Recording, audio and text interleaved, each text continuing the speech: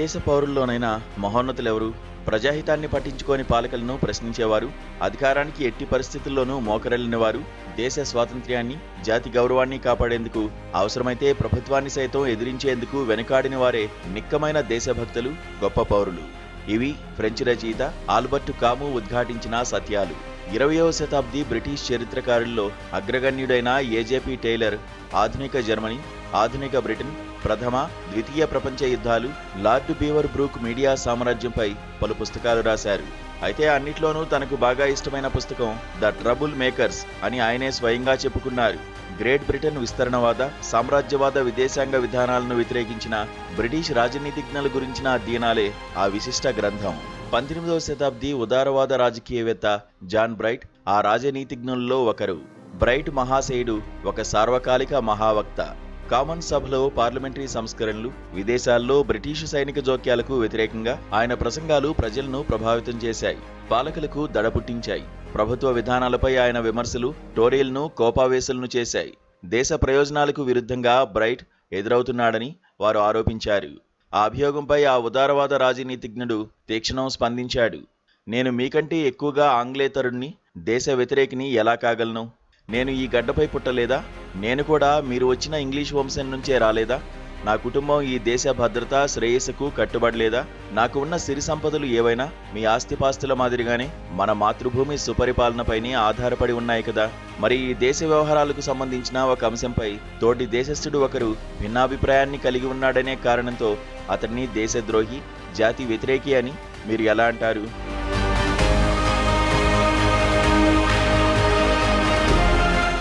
నేను ఈ మాటలను 3 దశాబ్దాల క్రితం మొట్టమొదటిసారి చదివినప్పుడు నా మనసులో నాటుకుపోయాయి. ముఖ్యంగా దేశద్రోహి లేదా దేశ వ్యతిరేకి అనే నిందాపూర్వకమైన తిట్టు నా యవ్వనకాల భారతదేశంలో సర్వత్రా వినిపిస్తుండేది. సాక్షాత్తు మన ప్రధానమంత్రే స్వయంగా ఆ దూషణ పదాన్ని ఉపయోగించారు. 1971లో భారీ మెజారిటీతో అధికారాన్ని గెలుచుకున్న ఇందిరాగాంధీ క్రమంగా నిరంకుశ పాలకురాలుగా పరిణమించారు. భిన్నాభిప్రాయాల వ్యక్తీకరణను సహించలేకపోయారు. రాజ్యాంగ వ్యవస్థలు, సంస్థలు అన్నిటినీ తన అధికారానికి దాసోహం చేసుకున్నారు. భారత జాతీయ కాంగ్రెస్ను తన కుటుంబ సంస్థానంగా మార్చివేశారు. ఇందిర పాలనా విధానాలను స్వాతంత్ర్య సమరయోధుడు, నిష్కళంక ప్రజానాయకుడు జయప్రకాష్ నారాయణ్ ప్రశ్నించారు. ఆయనతో సహా ప్రతిపక్ష నాయకులు చాలామందికి విదేశీ నిధులు అందుతున్నాయని ఇందిర ఆరోపించారు. ఇటీవల ప్రధానమంత్రి నరేంద్ర మోదీ సైతం తన విమర్శకులను దేశ వ్యతిరేకులని నిందించారు.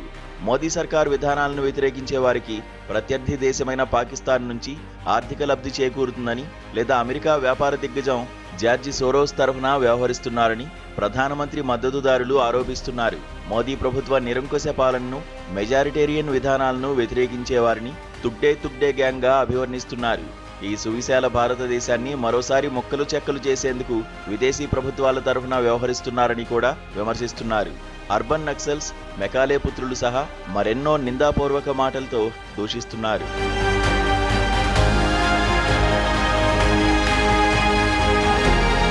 ఈ దూషణలు, ఆరోపణలు అన్నీ నిరాధారమైన అనుమానాలే. ఒక స్పష్టమైన మానసిక రుగ్మతకు అవి తార్కాణాలు.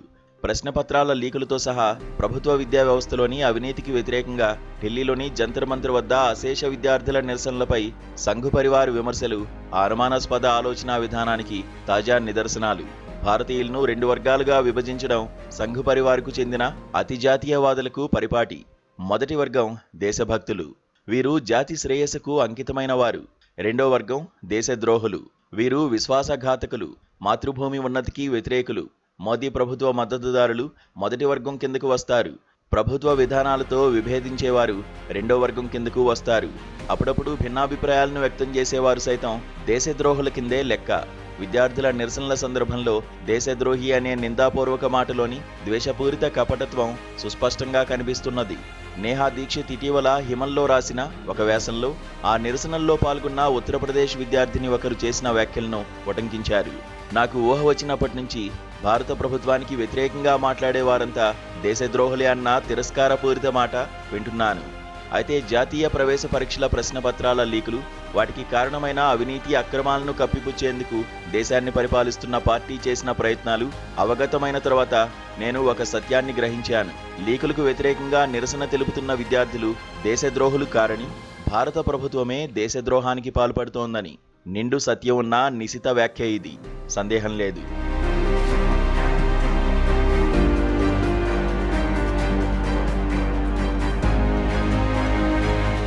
ప్రభుత్వాన్ని అధిక్షేపించేందుకు వ్యంగ్యాన్ని ఉపయోగించుకోవడం ప్రస్తుత విద్యార్థి నిరసనల విలక్షణ విశేషం.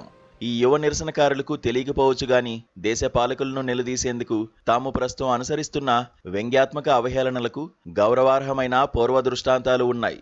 ప్రతిపక్ష నాయకులు విదేశీ ప్రభుత్వాల నుంచి ఆర్థిక లబ్ధి పొందుతున్నారని ఇందిరాగాంధీ ఆరోపించినప్పుడు స్వతంత్ర పార్టీ ఎంపీ పిలు మోడీ ఒకరోజు నేను CIA ఏజెంట్ను అని రాసి ఉన్న ప్లకార్డ్ను మెడకు కట్టుకుని లోక్సభకు వచ్చారు.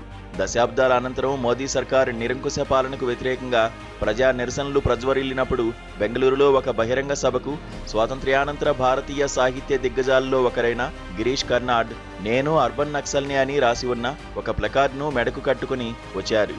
అధికారాన్ని వెటకారం చేయడంలో ఈ విలక్షణ సంప్రదాయాన్ని విద్యార్థి నిరసనకారులు మరింత ప్రభావవంతంగా ముందుకు తీసుకువెళ్లారు.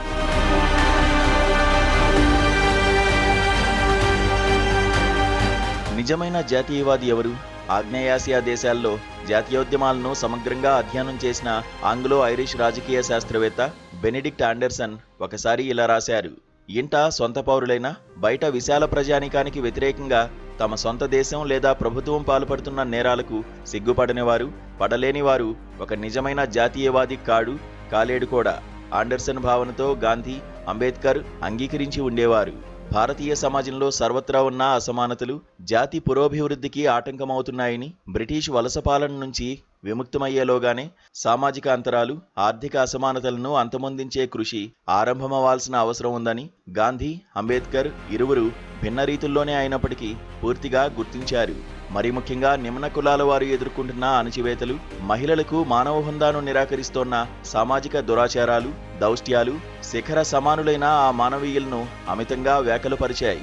వివక్షలు, అన్యాయాల నుంచి వారిని విముక్తం చేసేందుకు ఆ ఇరువురు దృఢ సంకల్పంతో కృషి చేశారు.